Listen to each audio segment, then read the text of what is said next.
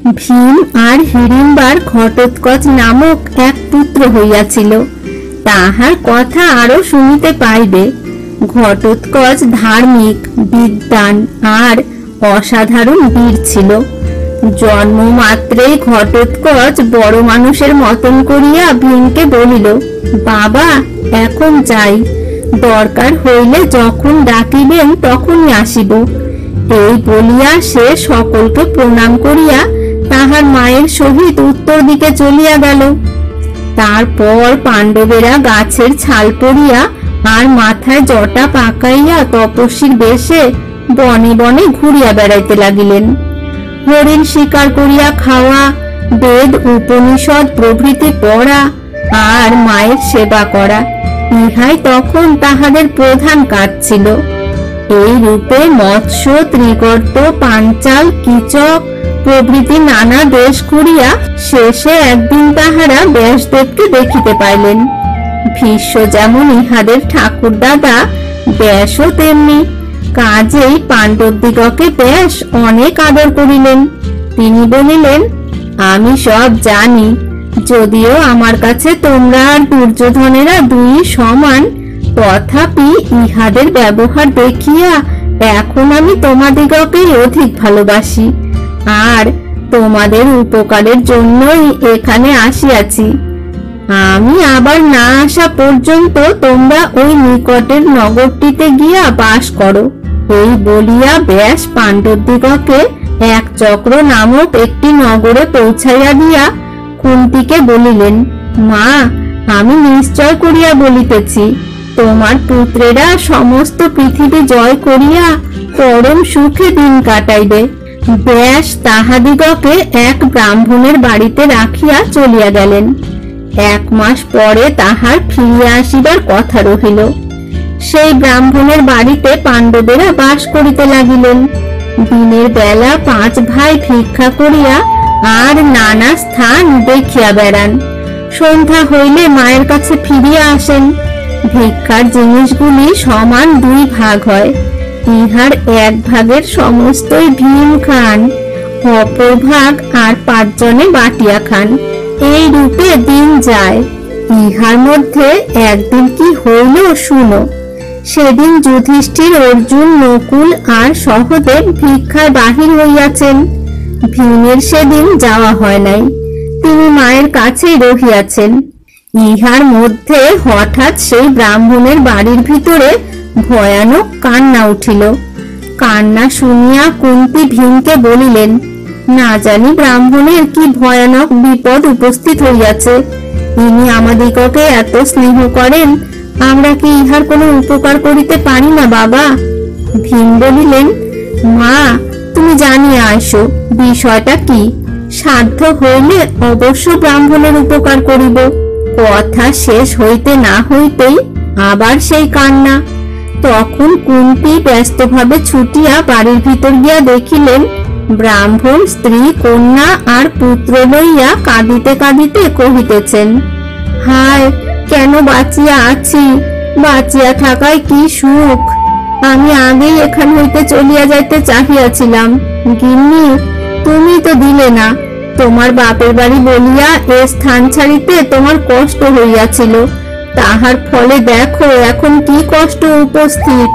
হায় হায়, আমি কাহাকে ছাড়িব, আর তোমাদিগকে বিপদে ফেলিয়া নিজেই বা কি করিয়া যাইব।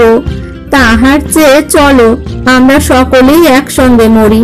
তাহা শুনিয়া ব্রাহ্মণী বলিলেন, ওগো, তুমি এমন কথা বলিও না, তোমরা থাকো, আমি যাই। তুমি গেলে আমরা কেউই বাঁচিব না, কিন্তু আমি গেলে তুমি মেয়েটিকে আর ছেলেটিকে মানুষ করিতে পারিবে।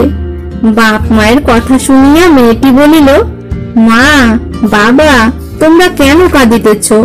আমি যাহা বলিতেছি তাহা করো। দেখো বাবা, আমাকে আর তোমরা কয়দিন রাখিতে পারিবে? বিবাহ হইলে তো আমি তোমাদিগকে ছাড়িয়া যাইব। তাহাই যদি হইল, তবে এখনই কেন আমি যাই না? তোমরা কেহ গেলে কি ভাইটি বাঁচিবে? ভাবিয়া দেখো, আমি গেলে সকল দিকই রক্ষা হয়। তখন ব্রাহ্মণ আর ব্রাহ্মণী মেয়েটিকে জড়াইয়া ধরিয়া আরো ভয়ানক কাঁদিতে লাগিলেন। ছোট ছেলেটি ইহার মধ্যে কোথায় একগাছি খড় কুড়াইয়া পাইয়াছে, সেই খড় দেখাইয়া সে সকলকে বলিল, কি কাঁদে না, এই ডান্ডা দিয়ে আমি নাক তুত মারব। শিশুর কথায় সেই দুঃখের ভিতরেও সকলের হাসি পাইল। কুন্তী এতক্ষণ দাঁড়াইয়াছিলেন, উহাদিগকে একটু হাসিতে দেখিয়া তিনি জিজ্ঞাসা করিলেন, আপনারা কি জন্য কাঁদিতেছেন? আপনাদের কিসের দুঃখ বলুন, আমাদের সাধ্য থাকিলে তাহা দূর করিব। ব্রাহ্মণ বলিলেন, মা, আমাদের দুঃখ কি মানুষে দূর করিতে পারে? এই নগরের কাছেই বক বলিয়া একটা রাক্ষস থাকে, সে আমাদিগকে বাঘ ভাল্লুক আর শত্রুর হাত হইতে রক্ষা করে, কিন্তু তাহার বদলে আমাদিগকে তাহার খাবার যোগাইতে হয়। রোজ একটি মানুষ বিষখারি ভাত আর দুটা মহিষ তাহার নিকট যাওয়া চাই। সে সেই ভাত, মহিষ আর মানুষ সব খাইয়া শেষ করে আমাদিগকে পালা করিয়া একদিন এক বাড়ি হইতে এ সকল জিনিস পাঠাইতে হয়। যে না পাঠায় দুষ্ট তাহার ছেলে পিলে শুদ্ধ সব মারিয়া খায়। এ দেশের রাজা আমাদের কোনো খবর নেন না, তাই রাক্ষসের হাতে আমাদের এই দুর্দশা। আজ আমার পালা, আমার টাকা নাই যে একজন মানুষ কিনিয়া পাঠাইব। আপনার লোক কাহাকেই বা কেমন করিয়া পাঠাই, তাই মনে করিয়াছি আমরা সকলে মিলিয়া তাহার কাছে গিয়া একেবারে সকল দুঃখ দূর করিব। কুন্তী বলিলেন, ঠাকুর, আপনার কোনো চিন্তা নাই, আমার 5 ছেলের একটি আজ রাক্ষসের নিকট যাইবে। ব্রাহ্মণ কহিলেন, তাহা কি হয় মা?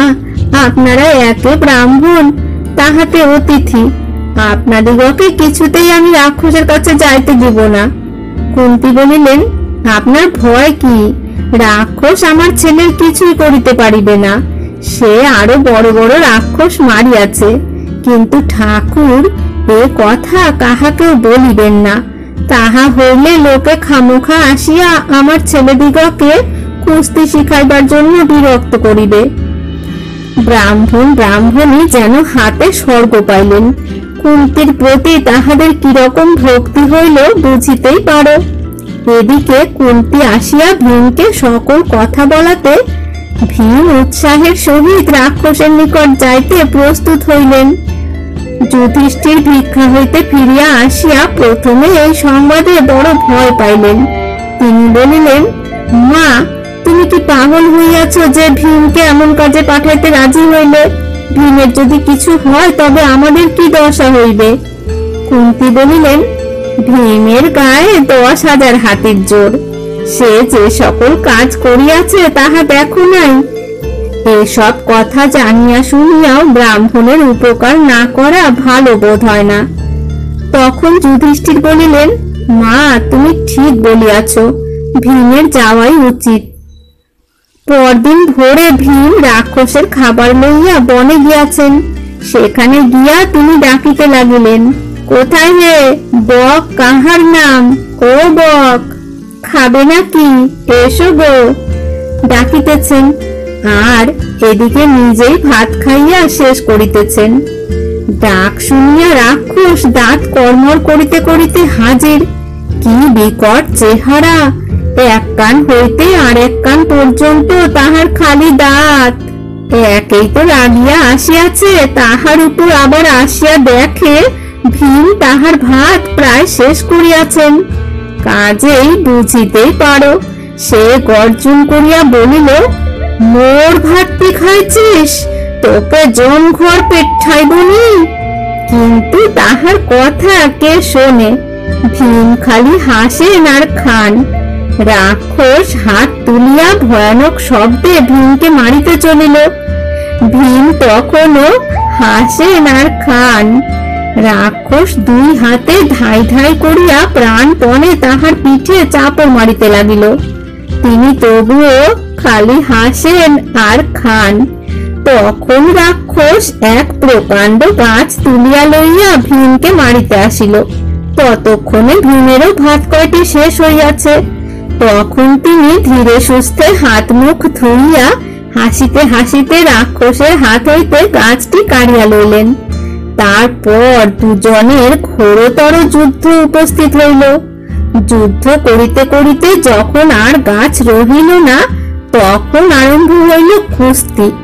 দিন গেল, রাত্রিও যায় যায়, তবু যুদ্ধ চলিয়াছে। এই রূপে ক্রমে রাক্ষসকে কাবু করিয়া শেষে ভীম তাহাকে মাটিতে আছড়াইয়া ফেলিলেন। তারপর তাহার পিঠে হাঁটু দিয়া গলা আর কোমরের কাপড় ধরিয়া এমনি বিষম টান দিলেন যে সেই টানেই তাহার মেরুদণ্ড একেবারে দুই খান। তখনই চিৎকার আর রক্তবমি করিতে করিতে রাক্ষস মরিয়া গেল। বকের চিৎকারে তাহার লোকজন সব ভয়ে কাঁপিতে কাঁপিতে ছুটিয়া আসিয়াছিল। ভীম তাহাদিগকে বলিলেন, খবরদার, আর মানুষ খাইতে পাইবি না, তাহা হইলে তোদেরও এমনি দশা করিব।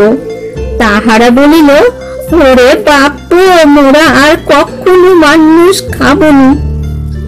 তখন হইতে উহারা ভদ্রলোক হইয়া গেল, আর মানুষ খায় না। এদিকে ভীম রাক্ষস মারিয়া চুপি চুপি চলিয়া আসিয়াছেন। সকালবেলা সকলে উঠিয়া দেখিল রাক্ষস মরিয়া পাহাড়ের মতো পড়িয়া আছে। সংবাদ পাইয়া এক চক্রার ছেলে, বুড়ো, পুরুষ, মেয়ে সকলে ছুটিয়া তাহা দেখিতে আসিল। কিন্তু এমন ভয়ানক কাজ কাহার? সকলে বলিল, দেখো, কাল কাহার পালা গিয়াছে। পালা সেই ব্রাহ্মণের, আর কাহার হইবে?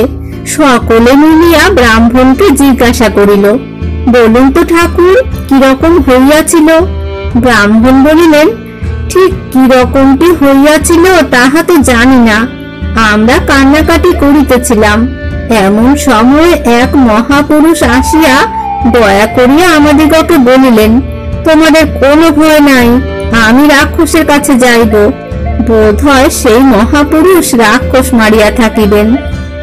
এ কথায় সকলে অতিশয় আহ্লাদের সহিত নিজ নিজ ঘরে গিয়া দেবতার পূজা দিতে লাগিল।